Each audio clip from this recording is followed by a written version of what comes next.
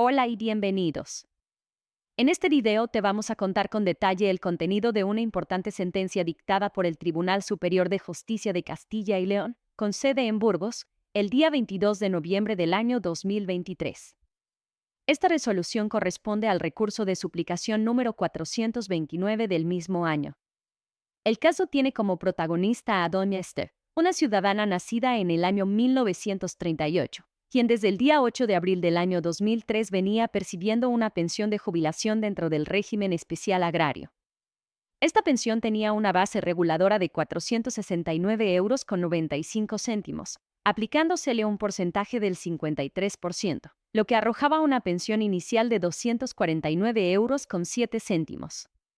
Al encontrarse esta pensión por debajo del mínimo legal, se le reconoció un complemento a mínimos en virtud de su situación económica y familiar, de modo que su pensión mensual total ascendía a aproximadamente 400,54 €. El reconocimiento de este complemento se hacía con la advertencia expresa de que, en caso de variación de sus circunstancias personales o económicas, debería comunicarlo mediante una declaración personal. Este complemento, como todos los reconocidos en similares condiciones, no es consolidable y está sujeto a revisión si cambian las circunstancias del beneficiario. En el año 2021, el Instituto Nacional de la Seguridad Social, organismo encargado de gestionar las pensiones contributivas, detectó que doña Esther percibía desde el 1 de marzo del año 2019 una pensión de viudedad procedente del régimen de clases pasivas del Estado. Según los datos disponibles, dicha pensión ascendía a 740,06 € al mes en el año 2021.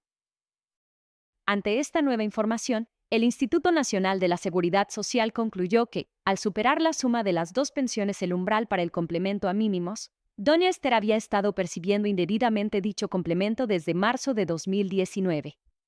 Así, el día 3 de octubre del año 2021, la entidad gestora notificó a doña Esther la apertura de un procedimiento para reclamarle el reintegro de las cantidades que supuestamente había percibido de forma indebida.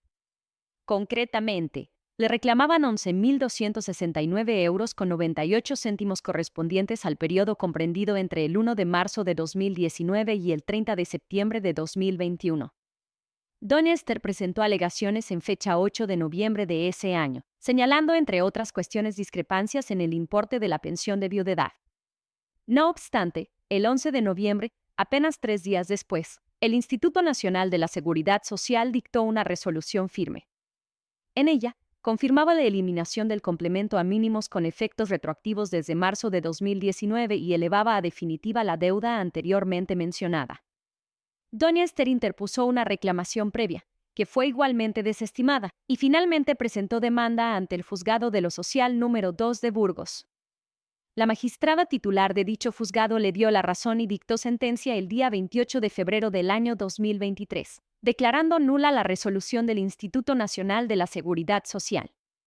La jueza entendió que, conforme al artículo 146 de la Ley Reguladora de la Jurisdicción Social, las entidades gestoras como el Instituto Nacional de la Seguridad Social no pueden revisar por sí mismas actos administrativos que reconocen derechos, cuando dicha revisión perjudica al ciudadano.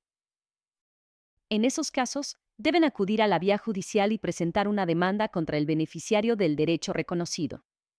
Este artículo contempla algunas excepciones, como errores materiales, omisiones en las declaraciones del beneficiario o revisiones en materia de desempleo dentro de ciertos plazos. Pero en el caso de doña Esther no se daba ninguna de estas excepciones.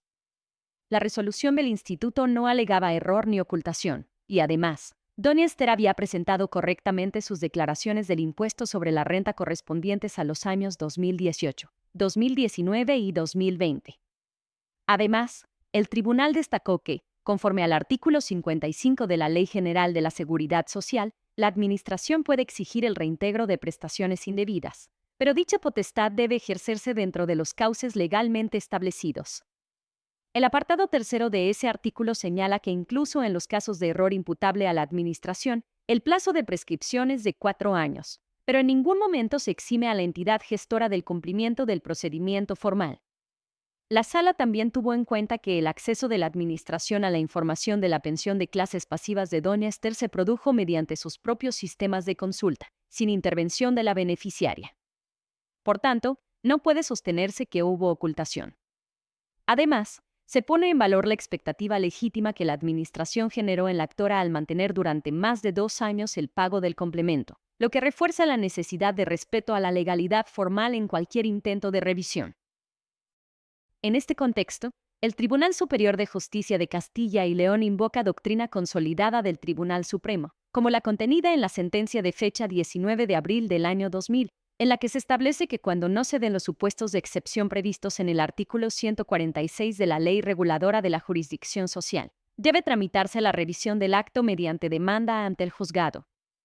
El tribunal recuerda, además, que la tutela judicial efectiva exige que las decisiones que afecten a derechos consolidados de los ciudadanos se adopten con las debidas garantías procesales, lo que no se cumple cuando la Administración actúa por vía de autotutela sin cumplir con el requisito de acudir al juzgado. Por todo ello, el Tribunal Superior de Justicia de Castilla y León desestima el recurso interpuesto y confirma íntegramente la sentencia dictada por el Juzgado de lo Social número 2 de Burgos. En consecuencia, la resolución de 11 de noviembre de 2021 del Instituto Nacional de la Seguridad Social queda anulada, y se considera improcedente la exigencia del reintegro de 11.269 euros con 98 céntimos. Este caso subraya la importancia de respetar no solo el contenido material de las normas, sino también los procedimientos establecidos por el ordenamiento jurídico. Incluso cuando existe un aparente derecho de la Administración a reclamar una cantidad, debe hacerlo utilizando los canales legalmente previstos y no mediante decisiones unilaterales. Si te pareció útil esta explicación, comparte este video en tus redes sociales para que más personas aprendan a defender sus derechos. Si tienes dudas, cuéntanos tu caso en los comentarios. Gracias por ver el video, nos vemos en la próxima.